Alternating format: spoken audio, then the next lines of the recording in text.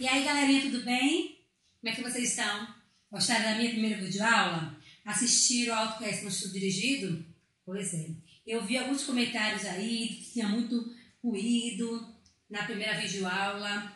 Olha só, pessoal, nesse dia tinha muito barulho externo. Era uma parte do ovo vendendo 30 por R$10. Era uma parte do gás. Era um cachorro latindo. Eu tive que fechar a casa toda e acabei ligando o ventilador. E ele atrapalhou um pouquinho, né? Mas a videoaula de hoje não vai ter esse barulho não, tá? Antes de começarmos, você se sente uma pessoa abençoada? Ou será que você vive triste, sempre achando uma coisa ruim para estragar o seu dia? Aí você lembra que você está em casa, que você não pode sair. Você lembra que você vê seus amigos. Você lembra que todos os dias você tem que fazer a mesma coisa, porque você não tem variedade de coisas no seu dia, coisas diferentes. Pois é, eu quero fazer com você uma lista de bênçãos que Deus tem derramado em sua vida, para que você possa entender que você é uma pessoa abençoada. Pense só comigo, só o fato de você ter o fôlego de vida para acordar é uma bênção. Você tem onde morar, uma família, o que vestir, alimento, uma escola. Se eu fosse ficar o dia inteiro listando as bênçãos de Deus na sua vida, ainda seria pouco, porque muitas e muitas bênçãos Deus tem derramado por nós. Todo dia que vem em sua mente um pensamento negativo, pense que é o inimigo, porque Deus te ama muito, Ele te dá tudo o que você precisa. E aí você tem que falar esse verso sempre aqui, olha comigo. Hoje estou convencido que nem a morte, nem a vida, nem anjos, nem demônio, nem reclamações, nem falta de algo, nem a abundância de algo, nem o presente, nem o futuro, nem qualquer poder, nem altura, nem profundidade, nem qualquer coisa criada será capaz de nos separar do amor de Deus, que está em Cristo Jesus, nosso Senhor. Pois é, independente do que aconteça, do que você faça, nada pode separar você do amor de Deus. Vamos fazer uma oração? Querido Deus, obrigada por esse amor. Ele é incondicional, maior do que eu posso imaginar. Por isso, Senhor, que aonde eu estiver, eu possa senti-lo e Ele venha trazer paz na minha vida. Abençoe nossos alunos, assim como familiares deles também. Em nome de Jesus. Amém. Vamos lá. Vocês estão lembrados que no estudo dirigido eu coloquei aí uma imagem parecida com essa? Pois é. Nós vamos começar a trabalhar a questão do mapa mental. O mapa mental ele é importantíssimo para organizar as ideias na sua mente. Pense comigo que quando você recebe uma informação grande, como uma aula de 40 minutos, por exemplo, os conceitos, ideias ficam muito soltas no cérebro de vocês. Então, quando você decide organizar as ideias, fica melhor para a conexão entre um neurônio e outro. E ainda mais, o cérebro arquiva na memória. Olha aqui um exemplo. Peguei o tema separação de misturas e linkei quais são os métodos para separar as misturas. Depois que eu linkei utilizando setas, cores, canetas de tonalidades diferentes, eu coloquei uma definição embaixo do exemplo. Vamos nos acostumar, toda vez que tiver uma aula, de arrumar melhor essas ideias, vocês vão perceber que vai te dar um norte melhor e vocês vão conseguir aproveitar e tirar o máximo do conteúdo que é dado para você. Vamos começar. Bem, nós, no ambiente que nós vivemos, na natureza, sempre vamos encontrar substâncias puras e misturas. Só que as substâncias puras, a cada dia estão ficando mais escassas. Pois é, o ar mesmo, ele é constituído de oxigênio, nitrogênio, gás carbônico, poeira. Então, eu vou considerá-lo uma mistura. Mas, e quais são as substâncias puras? Vamos lá. Uma substância pura, ela é formada por apenas um tipo de molécula. Um exemplo, o oxigênio. O oxigênio, quando ele está isolado, ele é considerado uma substância pura. Já a água Vamos fazer uma comparação aí com a água do mar? A água do mar é formada por sua substância natural, por sais, por impurezas. Por isso que eu não posso considerar a água do mar uma substância pura, e sim uma mistura.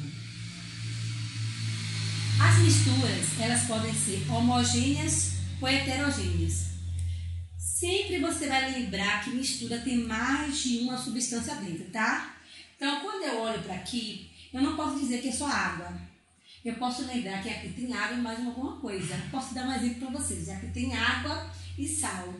Só que quando eu olho para essa substância aqui, eu vejo apenas uma fase.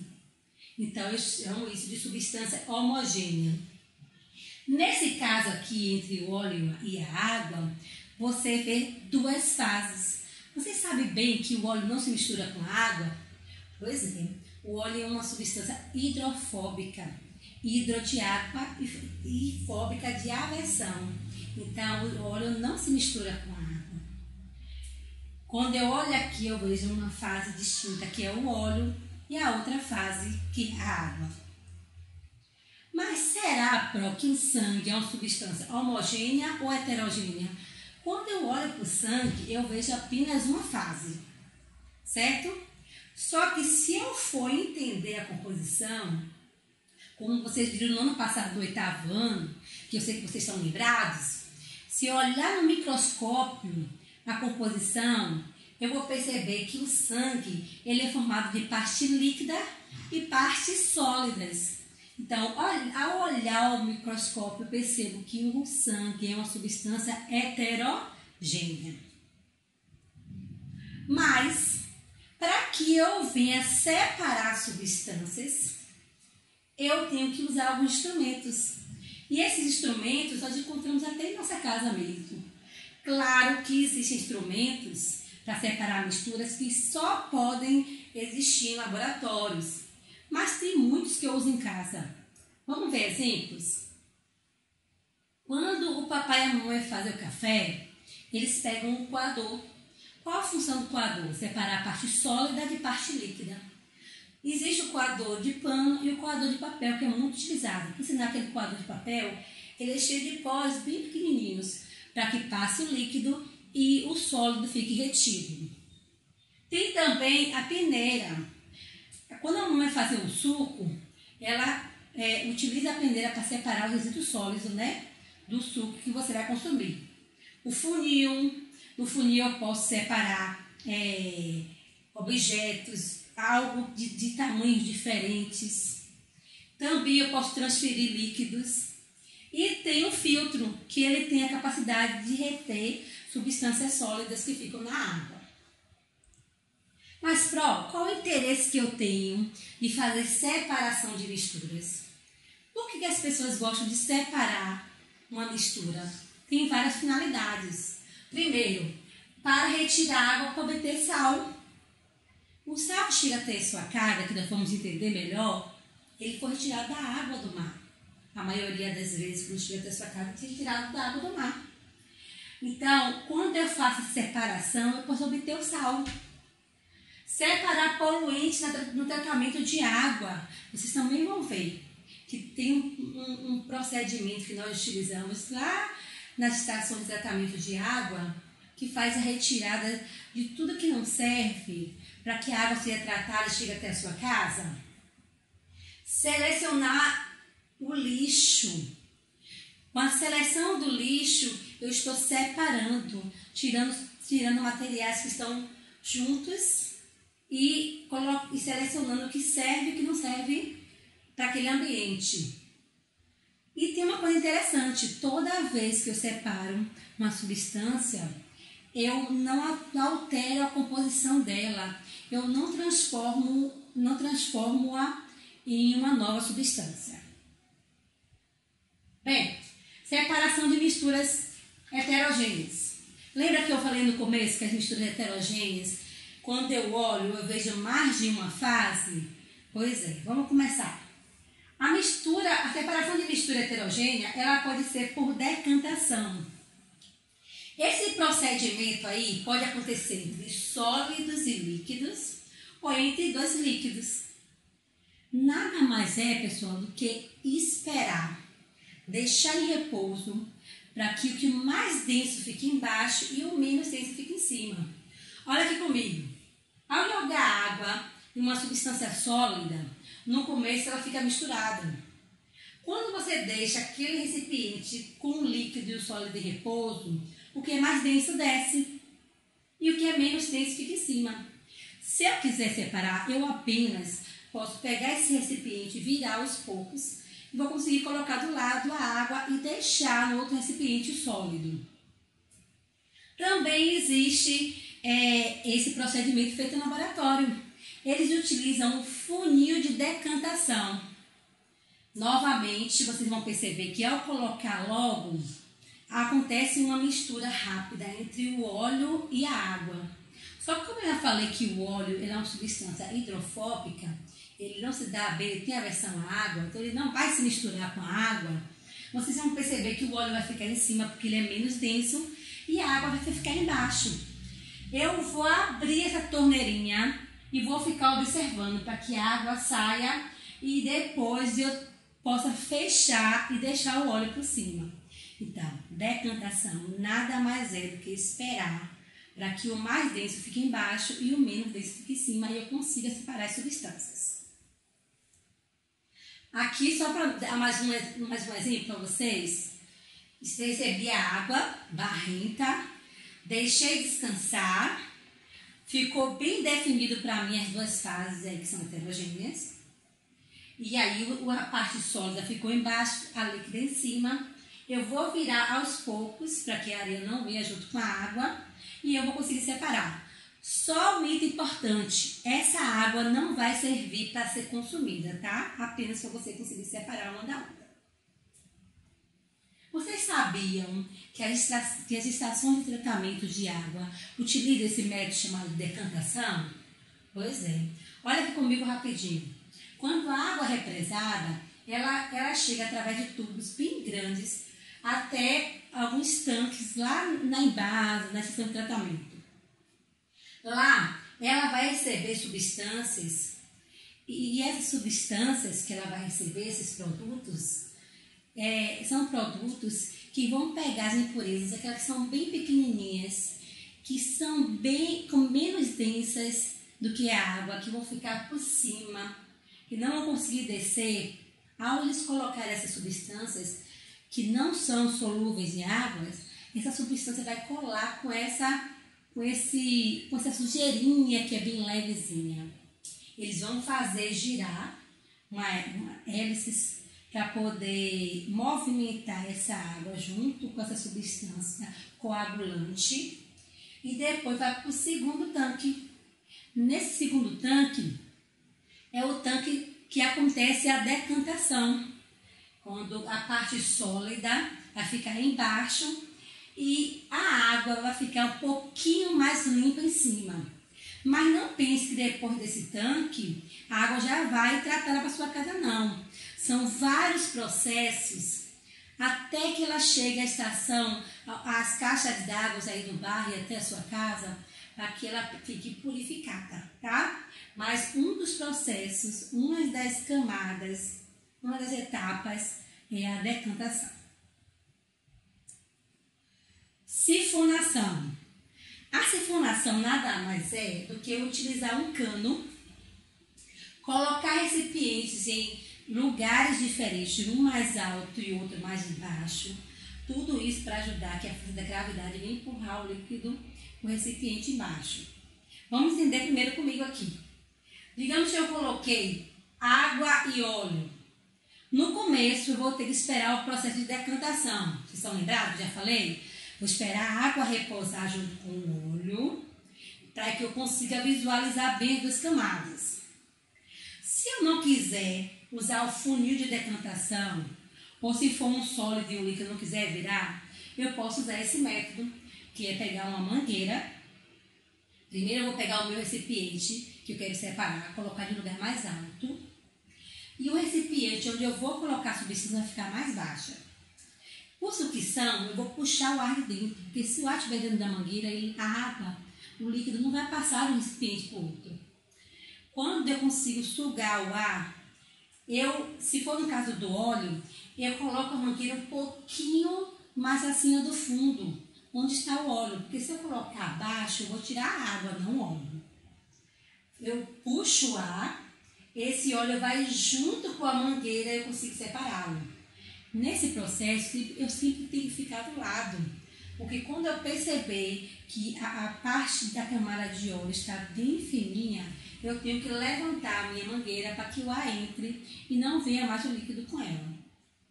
Então, 2 líquidos eu posso usar no processo de sifonação e também um sólido e um líquido.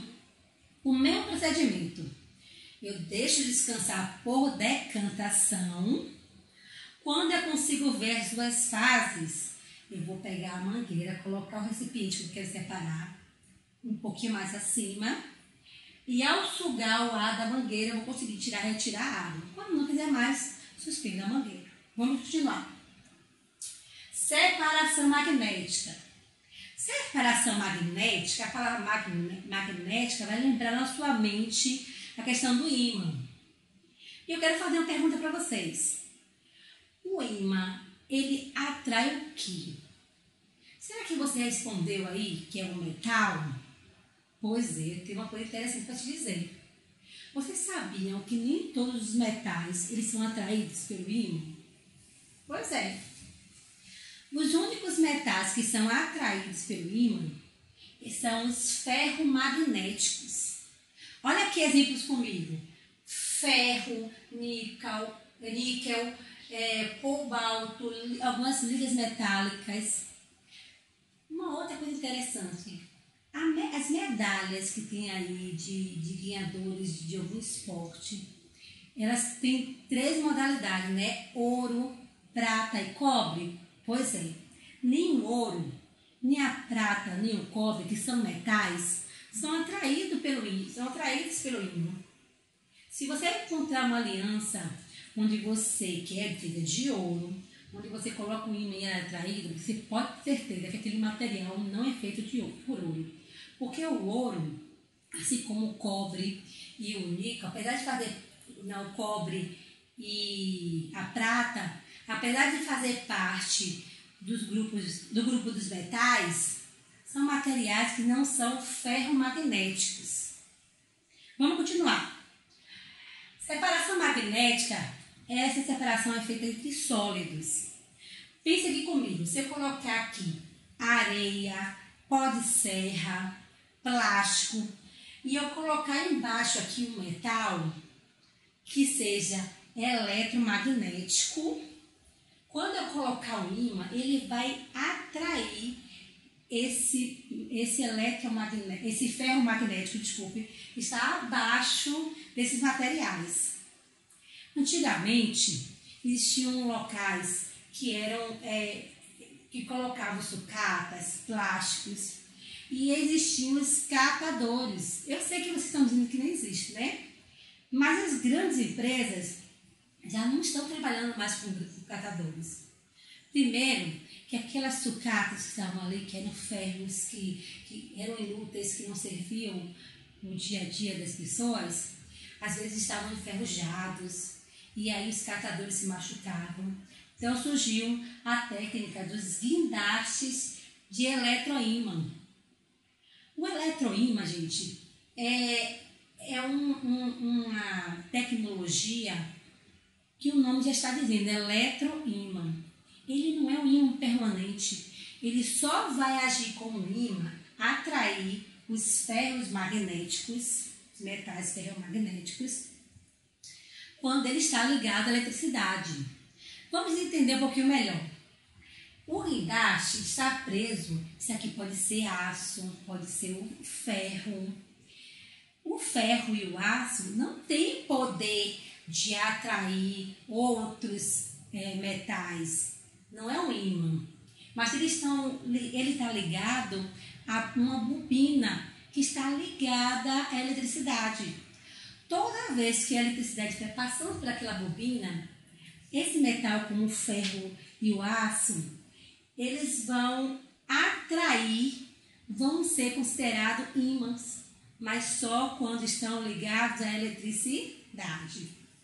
E aí eles vão colocar em um ambiente que tenha bastante sucata. Essa sucata, que são os ferros que não servem, vão se prender e eles vão levar para um outro ambiente. Quando eles desligarem a eletricidade, esse eletroímã não vai agir como ímã e vai, nesse momento, desgrudar todo o material e seguindo para o lugar que eles desejam.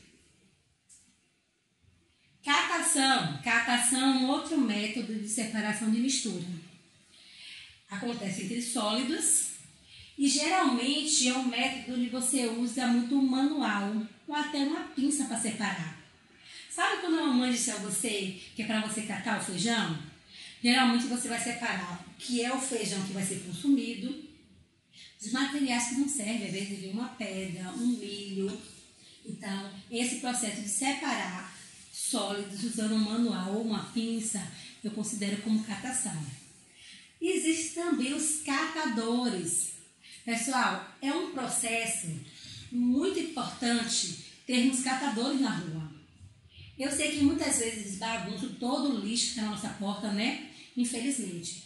Mas a partir do momento que eles vão selecionando, tirando o plástico do lixo, é muito bom para o meio ambiente, porque aquele plástico é levado para um local que faz coleta e reciclagem. Então, se vocês puderem já separar do lixo do dia a dia de vocês, separar um saco só de garrafa PET, só de latinha, facilite a vida deles.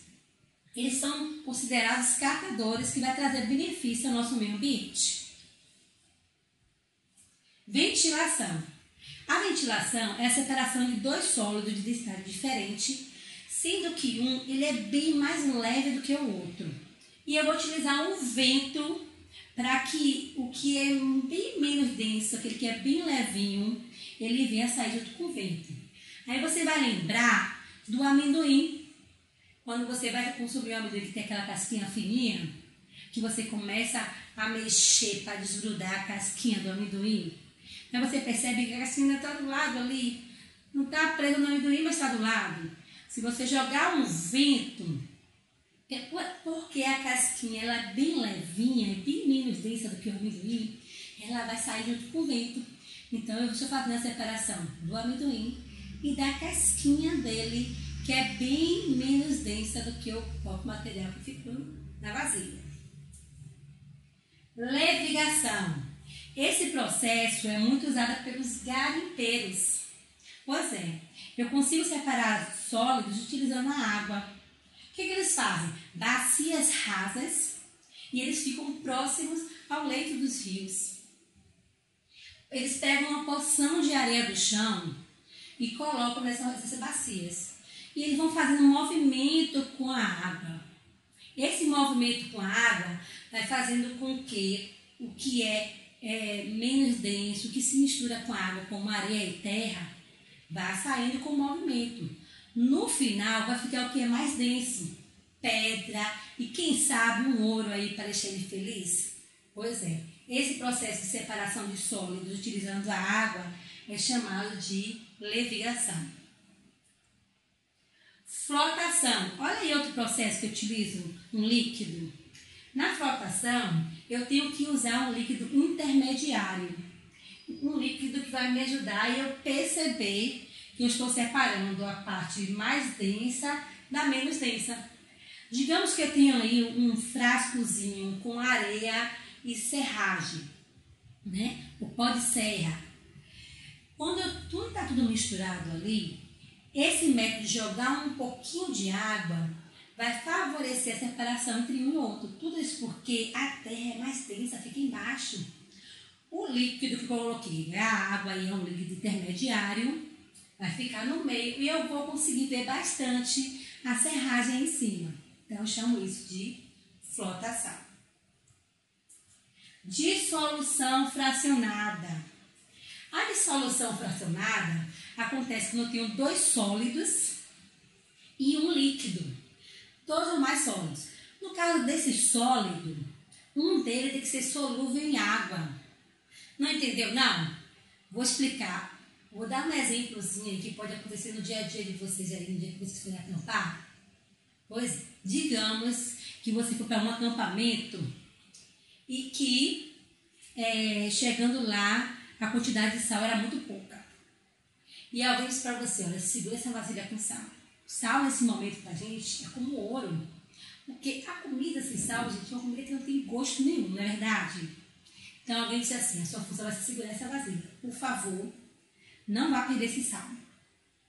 E aí você ficou distraído, de repente passou por uma pedra e tropeçou. E o que aconteceu? Você derrubou o sal.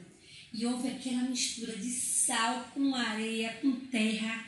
E você pensou, pronto, acabei com o acampamento. Mas se você lembrar da aula de hoje, você vai perceber que existe um método de separar essa areia do sal, que é um processo chamado de dissolução fracionada.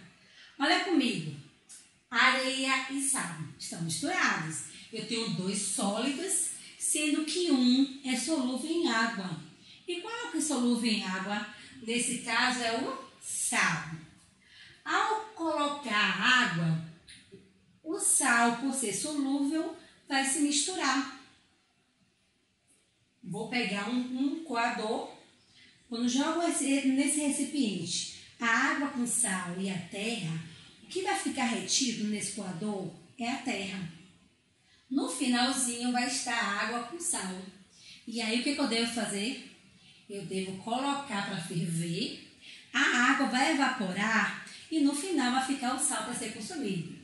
Mas olha só, pessoal, isso não é para usar sempre não, tá?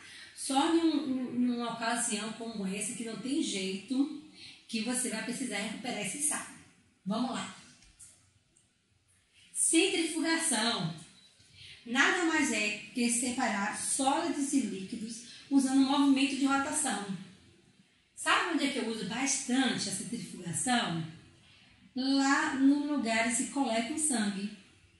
No Hemoba, que nós fomos no ano passado, quando vocês chegam logo na captação, vocês vão perceber que lá eles têm uma centrifugazinha, que no começo é pequena, mas dentro onde eles vão fazer a separação, existem centrífugas maiores. Eles vão colocar logo no começo, no tubo de ensaio, o sangue que é coletado. E aí eles vão usar um processo giratório, fazendo com que aquele líquido que está ali, ele comece a separar o que é da parte sólida da parte líquida. Então, você vai perceber que o sangue, apesar que você vê a olho nu como uma mistura homogênea, ele tem partes sólidas e líquidas. Vocês estão lembrados do ano passado? Nesse processo de centrifugação, o que é sólido vai ficar embaixo, o plasma, que é a parte líquida, vai ficar no meio e mais em cima vai ficar o que é menos denso. Vocês sabiam, pessoal, que nem sempre uma pessoa que vai receber uma transfusão de sangue, ela vai receber todos os componentes do sangue? Pois é. Logo em cima da recepção, lá do Hemoba, tem um setor dos hemofílicos. Os hemofílicos são as pessoas que têm um problema lá nas plaquetas. E só para lembrar, as plaquetas elas são responsáveis pela coagulação do sangue. Então, são pessoas que têm que evitar se cortar, porque o sangue é tão fininho e pode jorrar por muito tempo, fazendo com que ocorra uma perda desnecessária. Então, os hemofílicos, quando eles vão lá até os hospitais para receber sangue, muitas vezes o que eles vão receber, nesse caso, são as plaquetas do sangue. Então, eles podem muito bem separar os componentes e utilizar em diversos tipos de doenças. Câmara de poeira. Nada mais é do que eu colocar um tubo. Nesse tubo vai começar com o ar sujo, poluído. E eu vou colocar barreiras. Tudo para quê? Para impulsionar o ar, para que ele possa ir para baixo e para cima como um zigue-zague. Nesse processo de passar como zigue-zague, as camadas sólidas que estão no ar, que são mais densas, vão ficando embaixo. E o ar, ao passar de uma barreira para outra, fazendo esse processo, vai chegar aqui mais purificado, mais limpo para ser consumido. Existem indústrias que trabalham com a câmara de poeira, tá? Então, ela é importante para dar uma purificada no ar. Agora, nós vamos falar das misturas homogêneas. São aquelas misturas que eu falei logo no começo, que quando eu olho, eu vejo uma única fase. Pois é, sempre nós vamos começar com água e sal. Vocês já ouviram falar sobre as salinas? Pois é, o sal que chega até sua casa, ele vem muitas vezes das salinas. Nada mais é do que colocar tanques rasteiros próximo ao mar. Quando a maré sobe, esses tanques vão ficar cheios de água do mar. Nesse processo aí de evaporação, quando o sol vai batendo na água, o que vai ficando no finalzinho? O sal, porque a água vai evaporando. Eles vão retirando esse sal, que não vai servir para ser consumido logo não, tá? Porque ali ele vai ter que ser tratado. Naquele momento ali, ele não está tão branquinho como ele chega em sua casa. Ele está meio acinzentado, com gosto meio amargo, com outras substâncias.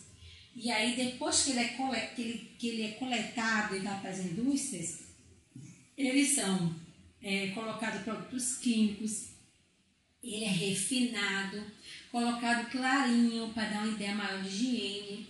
E também, todo fabricante de sal, ele é obrigado a colocar uma substância chamada de iodo. Aí você, quando vai lá olhar o sal, se depois tiver um tempo, vai olhar o pacotinho de sal, está escrito assim, sal iodado. Por que iodado? A palavra iodado vem de iodo. Todo fabricante ele é obrigado a colocar o iodo porque o iodo que está no sal ajuda a regular a tireoide, que são glândulas que vocês têm no pescoço. Tudo bem? Separação de mistura homogênea por ebulição. Nesse caso aqui, gente, esse instrumento aí você não tem em casa, tá? É utilizado bastante em laboratórios. Chama-se destilação simples. A destilação simples acontece quando você utiliza um líquido com um sólido. Por isso que eu chamo de destilação simples. Eu vou aquecer essa substância, que está aqui no balão de fundo chato redondo, e vou, ao aquecer, eu tenho que entender que naquele processo de evaporação, a água aí vai passar do estado líquido para o gasoso, né? Quando ele passar pelo estado líquido para o gasoso, ele vai passar por um tubo aqui que ele resfria esse líquido, que ele condensa, fazendo com que ao passar do estado gasoso, ele volte para ser o estado líquido.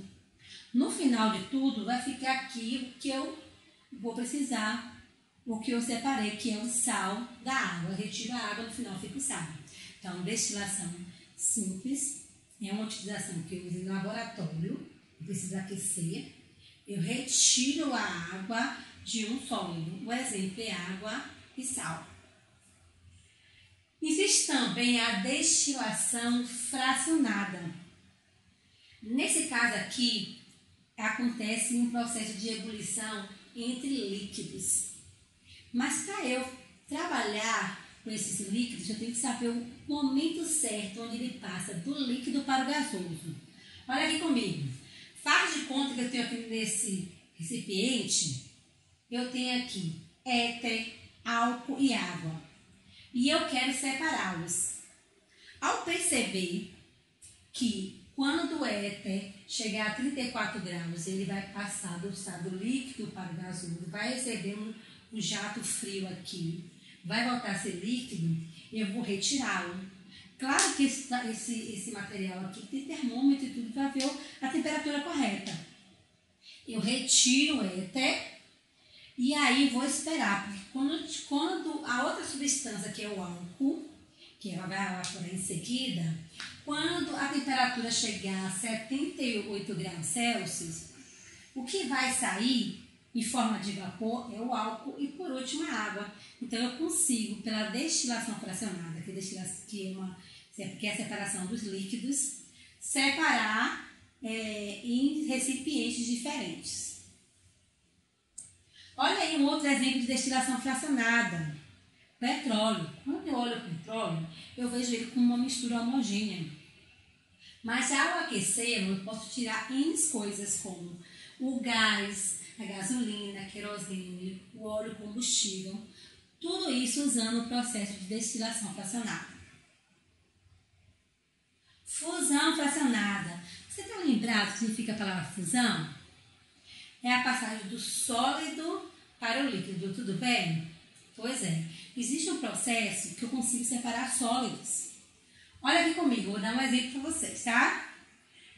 Isso aqui é chamado de fio de solda. É um aparelhozinho, um fiozinho de metal, onde eu vou conectar em uma placa e outra, em aparelhos eletrônicos como o computador. Pois é, ao colocar uma placa do computador em outra, eu uso fio chamado esse fio de solda, onde a eletricidade passa por ele, tá? Mas se eu ver a composição desse fio de solda, eu vou perceber que ele é feito de estanho e chumbo. Se um dia decidir separar esses dois materiais que estão juntos, eu tenho que saber o ponto onde ele vai passar do estado sólido para o líquido, chamado de ponto de fusão. Eu vou aquecer, olhe que a temperatura é tão alta que jamais, em hipótese alguma, eu poderia fazer isso em casa. Então, quando a temperatura, esse sólido está sendo aquecido e chegar a 232 graus Celsius, o que vai sair primeiro é o estanho. Acontecendo o aquecimento maior, o chumbo é que vai sair com um líquido quando chegar a 327 graus Celsius. Cristalização é a utilização de um sólido e um líquido.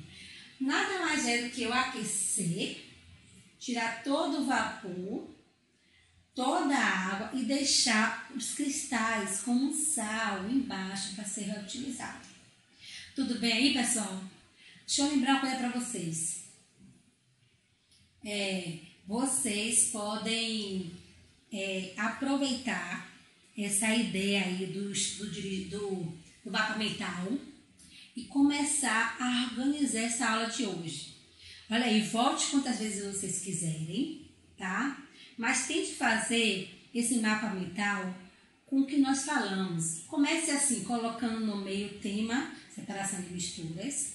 Você pode separar em um canto as misturas de homogêneas e heterogêneas, linkar com setas de cores diferentes, colocar os métodos de separação de mistura, uma frase para definir ou um desenho, colocar um exemplo, tudo isso para organizar o que eu falei para vocês, tá?